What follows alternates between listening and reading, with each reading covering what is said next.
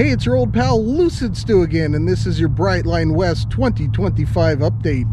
Brightline West has stated publicly that they will begin heavy construction of the high-speed rail route in 2025.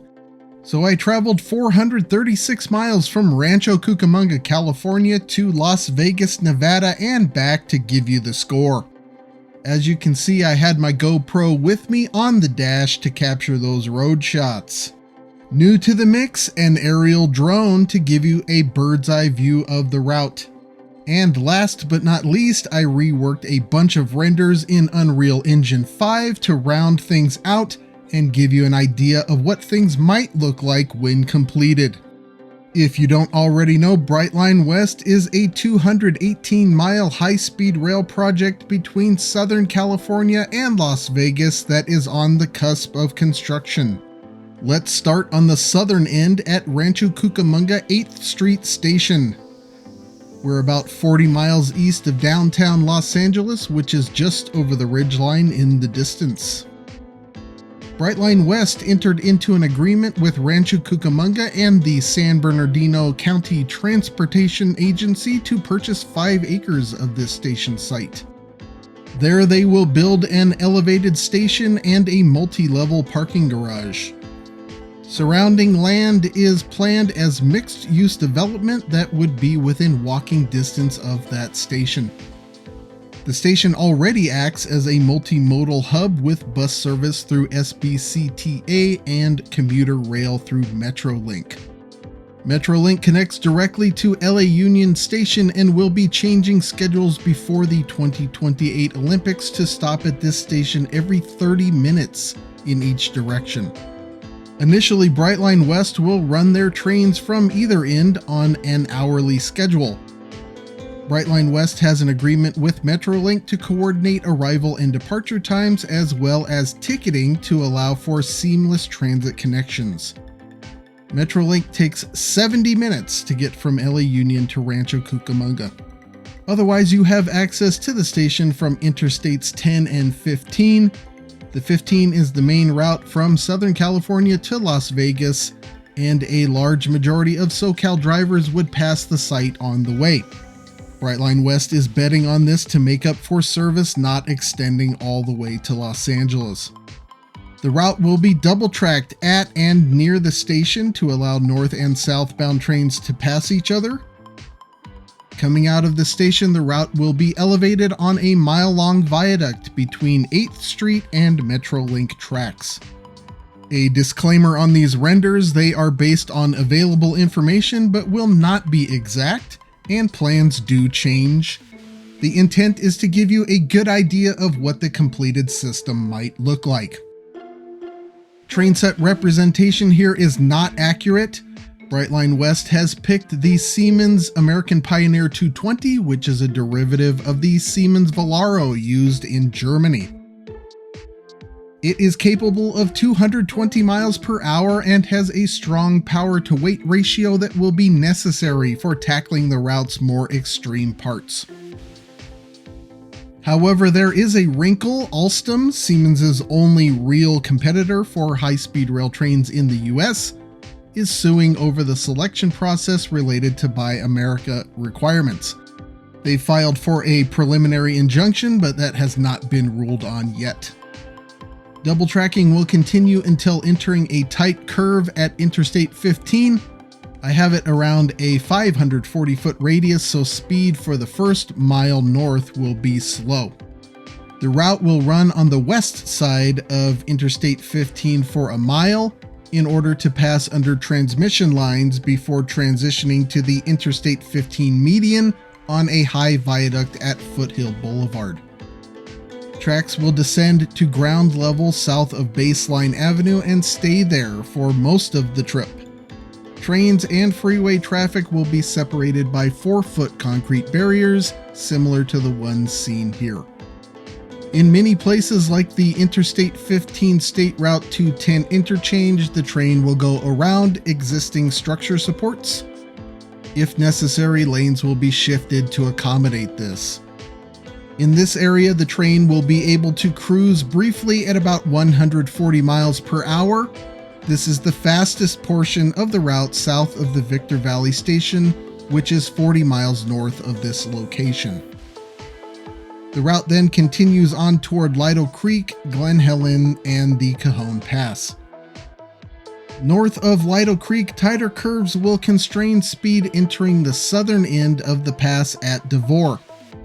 Interstates 15 and 215 merge in this location, with Brightline West continuing in the median at roughly 60 miles per hour.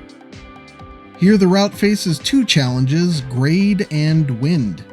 Grade is the amount of elevation change over distance and is expressed in percent. At the southern end of the pass, the grade will be as high as 4.18%, which means tracks will rise 4.18 feet for every 100 feet of horizontal distance they cover.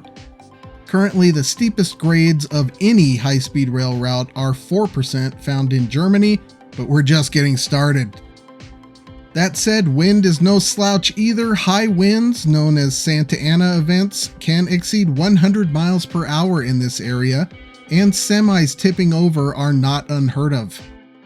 Here, even at an elevation of only 150 feet above the ground, the wind was sufficient to push my drone around to the point that I was having difficulty keeping it from drifting over the freeway.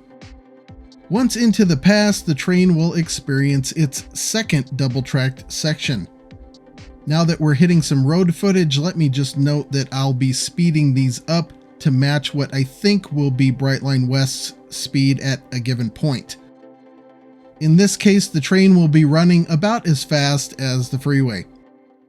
Brightline West is designed to initially be mostly single-tracked with passing sections. The plan is to start with 37 miles of double tracking and then expand later. Depending on how long the trip takes, a maximum of 2 or 3 trains will be on tracks in each direction at any given time. The 3 planned passing sections would be adequate for that type of schedule. They plan to greatly expand that in the future to run trains every 30 minutes in each direction. The initial plan is to have Rancho Cucamonga and Las Vegas departures from about 6 a.m. to 11 p.m. Publicly announced trip time estimates from Brightline West have ranged from 1 hour 50 minutes to 2 hours 20 minutes. I analyzed the route in detail and came up with a somewhat conservative 2 hours and 10 minutes, which is identical to the time Brightline West estimated in the project's Cajon Pass environmental assessment.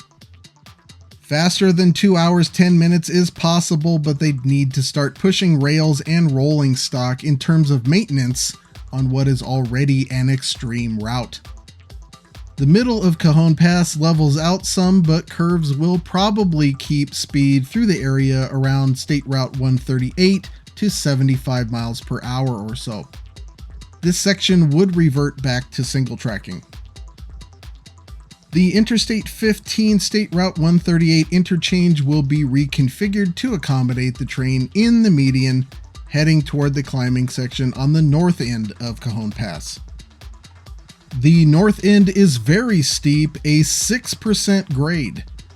However, curves are gentler and it's possible they could accelerate to 90 miles per hour and maintain it to Cajon Summit. Tracks will travel on the west side of northbound lanes, and a couple of mystery structures will act as crossover routes for California Highway Patrol enforcement in the area. Cajon Summit has an elevation of 4,190 feet. Yes, we're entering the desert, but this is a mountain pass, and it's hardly the last one. Total elevation gain through the pass is about 2,100 feet over 13 miles. That's an average grade of 3% for those of you who were paying attention. For reference, freight generally likes to stay below 2%, and California High Speed Rail has a maximum design limit of 3.5% over any distance. Hesperia beyond Cajon Summit is high enough to experience significant snowfall, but also inland enough to reach 110 degrees Fahrenheit in the summer. Soon after exiting Cajon Pass toward the north, there is some road construction. This is a Caltrans pavement rehab project between Oak Hill Road in Hesperia and Bear Valley Road in Victorville. It's scheduled to be done spring of 2025, so it likely won't interfere with later Brightline West work. In the middle of that rehab work at Joshua Street is the location of the Brightline West Hesperia station. This station is being built for commuters up and down the hill at the request of San Bernardino County. I reached out to Brightline West for information, but they're a little light on newer details at the moment. The station and parking lot will be located here next to the freeway, with the freeway on-ramp being modified to make room. That site will have 360 parking spaces and a small 1,500 square foot station. The environmental assessment also indicates planned provisions for kiss and ride and buses. The current overpass here will be demolished and replaced. To get to the station, you'll have to walk from the parking lot to stairs that lead down from the overpass to the platforms. I assume they'll have an elevator as well to comply with the Americans with Disabilities Act. The platform will only be 200 feet long, so they'll likely only reserve commuter seats on a couple of cars. I was unable to confirm that there will be double tracking here, but previous renders show it, so I left a small portion in. It's possible the station will be single tracked. Brightline West anticipates about 1,500 daily trips to and from this station. North of the Hesperia station, the right-of-way is straight, so it'll probably be 110 miles per hour or so for a few miles before slowing to 90 miles per hour through Victorville. There are a couple of spots in Victorville where the median isn't very wide, so they'll likely need to push lanes outward, but there's also only so much room because the freeway right-of-way isn't very wide either. Adjustments to several sets of off and on ramps are anticipated here. On the north end of Victorville, the route descends into the Mojave River Valley and across the Mojave River.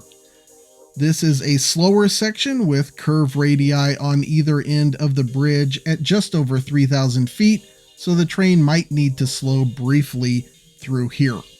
That's okay, it lets you enjoy the view. Looking northwest, we can see where the High Desert Corridor high-speed rail line may run in the future, connecting Victor Valley and Palmdale. But for the time being, Brightline West will cross the river on its own, continuing north toward the planned Victor Valley station. Approaching the Victor Valley station from the south, the route will need to cross over tracks owned by Cemex, which is a cement company. This is significant for two reasons. Number one, the train is going over those tracks on a huge viaduct. Number two, a connection to the Cemex tracks will allow Brightline West to deliver many linear miles of concrete to job sites along the route during construction. Also near the Victor Valley station is a maintenance of way facility. This is where they will house the equipment used to keep the rails in tip-top shape. Design and exact location hasn't been revealed. These images are partially speculative on my part. Just south of the station, the northbound side of the freeway will be rebuilt to rise up over the spur that leads to the maintenance of way facility. The Brightline West Victor Valley station sits on 300 acres that the company owns out here. No word yet on what development around the station might look like. Renders of the station so far have it looking like a Desert National Park interpretive center on the east side of the freeway, with a couple of different designs for the platforms in the median. I'm representing the more modest version. Station and platforms will be connected by a walkway under the freeway. Brightline West studies indicate this station will account for about 20% of their business. Out of the Victor Valley station to the north, the Dale Evans Parkway overpass will be rebuilt, and then it's pretty smooth sailing to Barstow. This location was the only place I saw obviously Brightline West work being done, where surveying was taking place in the median. Though the area is remote, there are a number of consistently spaced freeway curves that will keep speed to about 110 miles per hour between the Victor Valley Station and Barstow. Entering Barstow from the south, the route passes the Barstow outlets and an In-N-Out burger and a Freddy's frozen custard and steak burgers, so that's a pretty special place. Unfortunately, no stop in Barstow. After meeting up with State Route 58, curves through town get a little tighter, and you're looking at about 75 miles per hour through there. The segment through Barstow is one of the planned permanently single-tracked portions. On the northwest end of town, the route needs to cross over Main Street and BNSF's Southern Transcon about 60 feet up on a structure that will be about 2 miles long. That will then cross the Mojave River once again, not quite returning to ground level before hills on the other side of the river rise to meet the tracks. From there, the route speeds up gradually. In Yermo, there is a curve that can be finessed to support 150 mile per hour travel, and then a 16-mile straight until reaching the Midway rest stop, which is halfway from Los Angeles to Las Vegas. It is possible this will be one of the places where the train will reach 200 miles per hour. Beyond that, the route would slow gradually over a low pass and then enter a slow section through some constraining curves into the Cronice Valley. This is another section with hefty grades approaching 4%. The area would be double-tracked, utilizing 80 mile per hour turnouts. Curves in the area will probably keep speed to 75 miles per hour or less, so trains should be able to pass each other here without even slowing down. On the other side of that section is the town of Baker. Baker is about as hot as it gets on the route, with recorded temperatures up to 124 degrees Fahrenheit. It's also home to the world's tallest thermometer. Baker is significant because it sits at the base of the Halloran grade, which has a long, consistent section in the 4.4% range. That's a tough hill to climb, and unfortunately won't be helped any by an approximately 110 mile per hour S-curve on the east side of Baker. However, the increase in grade is gradual, and the train may travel up the grade as fast as 135 miles per hour. At the top of that grade is Halloran Summit at 4,130 feet in elevation. Baker sits at 940 feet. Distance between the two is 18.5 miles for an average grade of about 3.3%. Over Halloran Summit, the route transitions into Shadow Valley. The freeway here is straight and runs directly across the valley with a straight shot grade on either end. This is another area where it's possible that the train will reach 200 miles per hour. Right in the middle of the valley is the Valley Wells rest area, and it's easy to imagine sitting here watching the trains go by. On the east end of Shadow Valley, the route rises up to Mountain Pass, California, on a grade mostly in the high 2% range, but peaking at about 4%. Mountain Pass is the highest point on the line at 4,730 feet. This is a true mountain pass. It does snow here on occasion. This is another slow double-tracked section. Because of that, speeds through here will likely be capped at 80 miles per hour. The Mojave National Preserve is on either side of the freeway here, making one of 3 promised wildlife crossings likely in this area. The grade from the pass into Ivanpah Valley to the north is steep in the 4.5% range. As that corner is rounded, the various Ivanpah solar plants come into view. A substation is planned here so that the train can pull energy directly from these solar-powered plants. Continuing on, the train will likely run in the 125 to 150 mile per hour range while leaving California across the Ivanpah dry lake bed and into Primm, Nevada. Just north of Primm is the site of a planned large future commercial airport meant to supplement Harry Reid International in the Las Vegas area. It's likely there will be a high-speed rail station here at some point, but Brightline West does not have one planned currently. In this area, the freeway geometry is good enough to support consistent 165 to 170 mile per hour travel for about 23 miles. Like Victorville, the environmental assessment indicates they may need to expand the freeway slightly to make more room in the median in spots around here. Let's talk briefly about the project's financial situation. Brightline West estimates cost at $12 billion. About $7 billion of that is currently covered by federal grants and government guaranteed bonds. Most of the rest will need to come from private sources, which Brightline West is working on currently.